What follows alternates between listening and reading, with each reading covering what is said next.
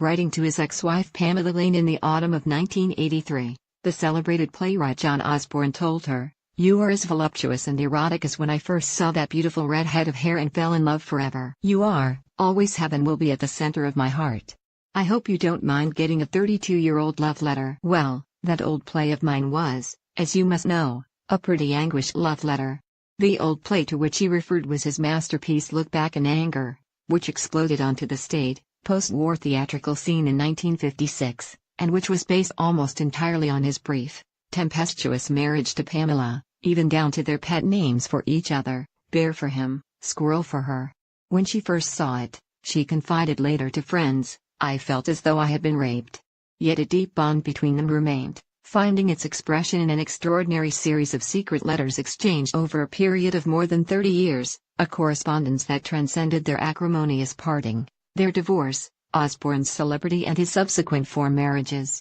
Though many letters have been lost, almost 100 have survived and are to be published in a new book documenting the intriguing course of the relationship between two people who couldn't live with each other, but could not apparently survive without each other either. They also reveal his enduring sensual fascination with her underwear. From the outset, the couple's union had been tempestuous. Meeting as 21-year-olds appearing in repertory theater in Bridgewater, Somerset, they had fallen headlong in love and within 3 months, to the dismay of Pamela's parents, had married.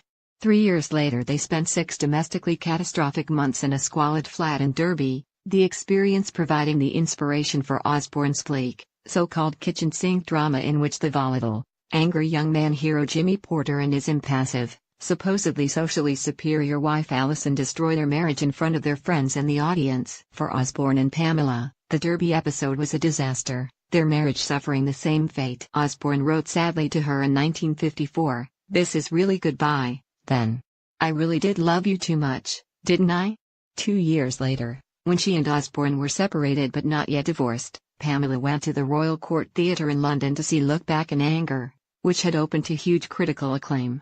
There she had the unnerving experience of watching an only lightly fictionalized account of her own tormented marriage, in which Allison, the character modeled on her, was played by her estranged husband's lover Mary Ure, soon to be the second Mrs. Osborne. But still their strange, complex bond endured. Hardly was the ink dry on the divorce papers and their decades-long correspondence began, starting in 1958 with a note on a bouquet left for Pamela at the stage door of London's Savoy Theatre which read, "Very good luck for tonight, darling. All love, Johnny." Just over a year later, with his marriage to Mary Ure already on the rocks, Osborne and Pamela were apparently getting on so well that they planned a romantic few days away together in Brighton. "Pam, darling," wrote Osborne in March 1960, "I don't know the best arrangement for our accommodation. Unless you can think of something better, I suggest the following. I shall book a double room at the Royal Albion for April 10th in my own name and you can book a single room in your name. Can you do this right away? Please let me know. Do hope you're well. Longing to see you. Love, Johnny." History does not relate how their weekend in Brighton unfolded, but on January 17, 1961 Osborne was in touch with his ex-wife again. "I've been thinking of you and, frankly, wanting you again," he wrote. "I can think of nothing I'd like more than seeing you alone again, and being together, as we were in Brighton. If I picked you up after the show on Saturday, would you care to go somewhere, if only till Sunday?" Whether or not he managed to whisk her away for a night or two is again unknown, but what is clear is that the now single Pam, who never remarried, appeared to be reclaiming something of the thrill of her pre-marriage life. "She was wonderful to be with," recalls actress Julia Lockwood. "She drew people to her. She was very clever, very wise. Little wonder, then, that she continued to exert such a powerful influence over her ex-husband." On November 14, 1962, Osborne and Mary Ure were divorced and he moved in with the journalist and film critic Penelope Gilliatt, who would become his third wife. But Pamela was still in his mind, and at the end of April 1963 he sent her a copy of his newly published plays for England. "My dear John," replied Pamela, "thank you for the plays, I was pleased to have them. Very why, too, not dull and boring at all." Her very why comment refers to several passages in one of the plays celebrating women's underwear, a subject in which Osborne had a playful, if rather juvenile, interest. About a year later Pamela moved, with actress Hazel Coppin, the nature of their relationship was never revealed, into a flat in Kilburn, North London, where she lived the rest of her life. Osborne's diary entry for February 3, 1965, describes an early visit, Pamela's flat, 11:30 a.m., he notes laconically. Once again, easy glide between the sheets, says weekly sums she got from her piece of inadmissible evidence had kept her going. Osborne had, it seemed, arranged it for a percentage of the profits from his latest play, Inadmissible Evidence, to be passed on to his former wife. Pamela Love, he writes in June 1965, you'll be getting some of the profits from Inadmissible in the next few days, so buy yourself some new knickers or something. Hope all's well. Whether Pamela used the money to buy underwear is not recorded, but in December she writes, thank you more than I can say for making 1965 so easy and comfortable for me. The income from Inadmissible has been welcome beyond words. My love to you and Penelope ever, Pamela. Penelope, by now the third Mrs. Osborne and the mother of his only child, his daughter Nolan, from whom he would later become estranged, had met Pamela and, as the letter suggests, the two were on good terms. But Osborne was already tiring of his latest wife and had begun a relationship with the volatile actress Jill Bennett, whom he married on April 19, 1968. Pamela was vehemently against the relationship, believing, correctly, as it turned out, that the couple were entirely incompatible and urging him to walk away. Osborne was furious. Although Pamela was a former wife, a close friend and occasional lover, he felt she had intruded uninvited into his private affairs. Their friendship cooled, and they would not see each other again for more than a decade. The impasse was not broken until September 1979, by which time journalist Helen Dawson had become Osborne's fifth wife, with a postcard from Osborne to Pamela at Leicester's Haymarket Theatre. It is unclear what prompted his move. Darling, he wrote, have just read where you are. Have thought of you so often and anxious to know if all's well with you. I'm going to Italy on October 8 to work on my memoirs. I'm afraid. I owe the Inland Revenue £120,000, equivalent to £656,000 in 2018. I'm in spiffing form otherwise. I've lived in the country, their luxurious home in Edenbridge, Kent, for the past 3 years. Perhaps you could come down for a restful visit?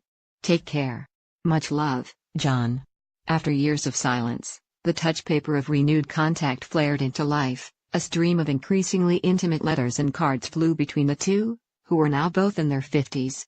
They began meeting for long, leisurely lunches at restaurants and assignations at Pamela's flat, and calling themselves Bear and Squirrel again, to darling Squirrel from ever-loving Bear, 30 years on. Wrote Osborne in a Valentine's card in 1981. This was followed by a postcard in May of that year saying, take care, dear Squirrel. Love you always. In haste, B. Your knickers, advertised appropriately in honey color, are a triumph. Afraid you're stuck with them now. This is the second occasion that Osborne introduces the subject of Pamela's underwear. The appropriateness of the honey color is a reminder of the closing lines of Look Back in Anger, spoken by Jimmy. We'll be together in our bear's cave, and our squirrels stray, and live on honey and nuts.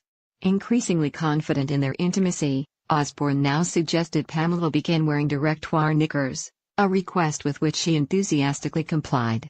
A vintage garment, directoires are loose-fitting, with legs reaching to elasticated hems just above the knee.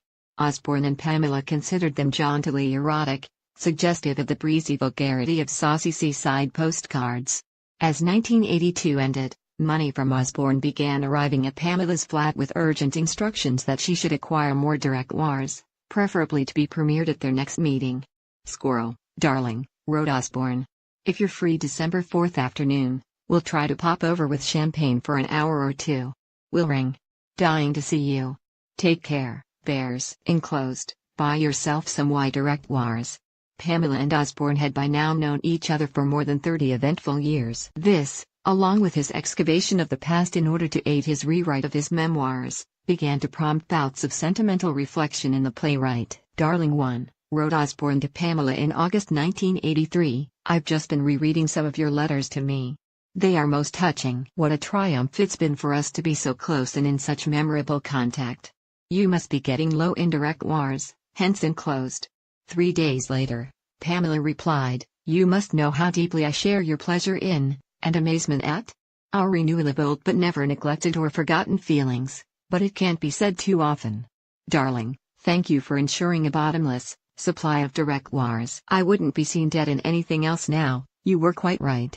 I was getting through them rather disgracefully. Bless you. Bears. Love ever, Squirrel.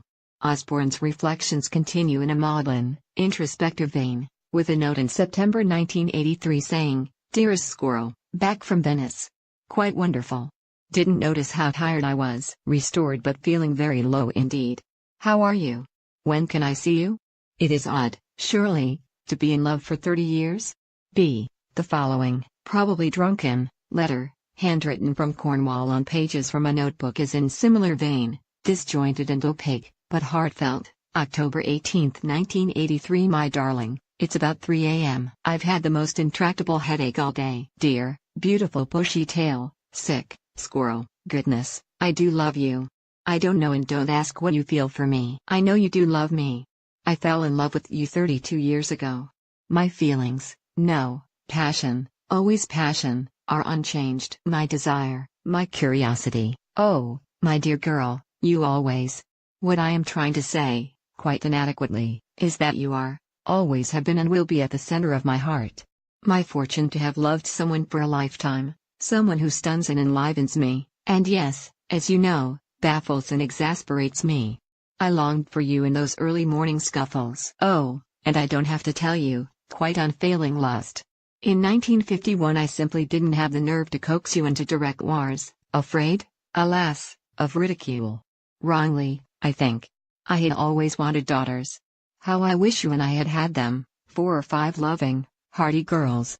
I often wonder whether, if indeed you do, you should want to see me at all, especially with the constraints we both have.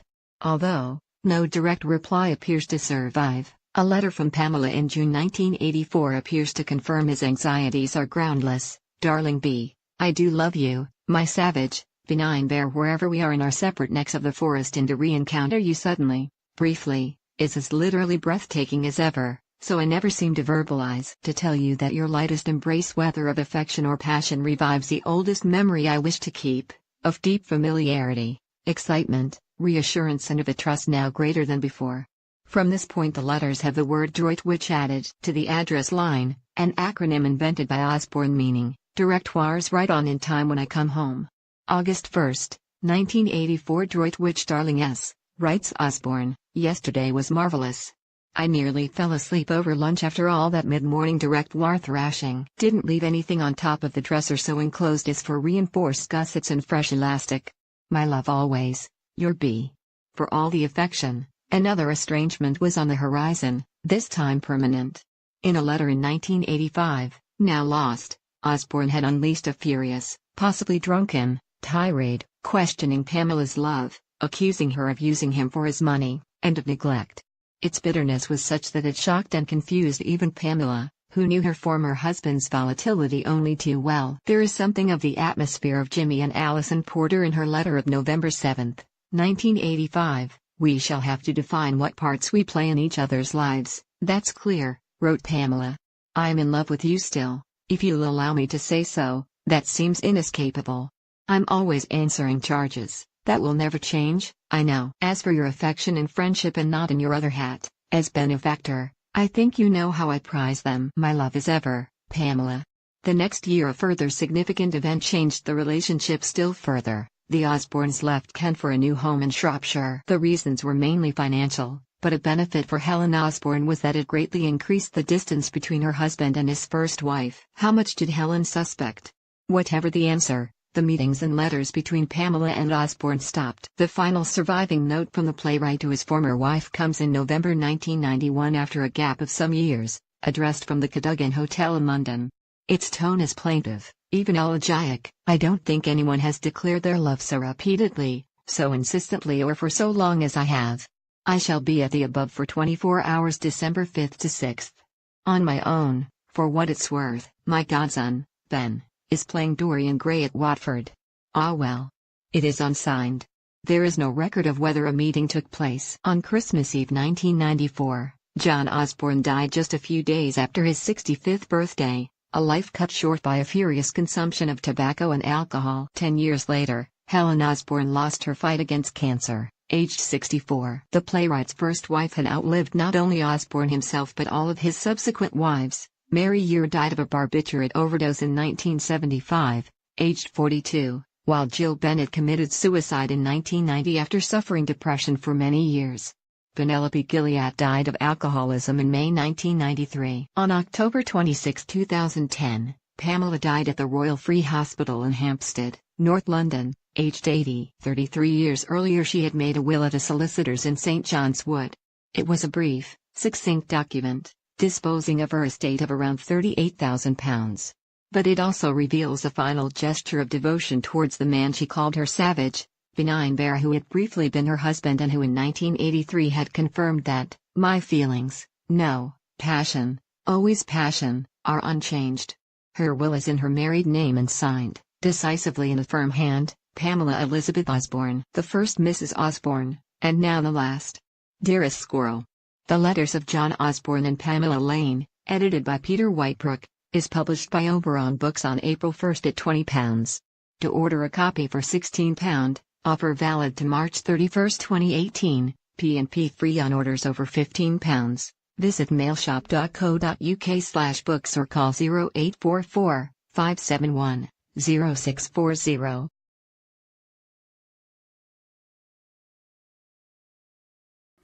Where the freaks at?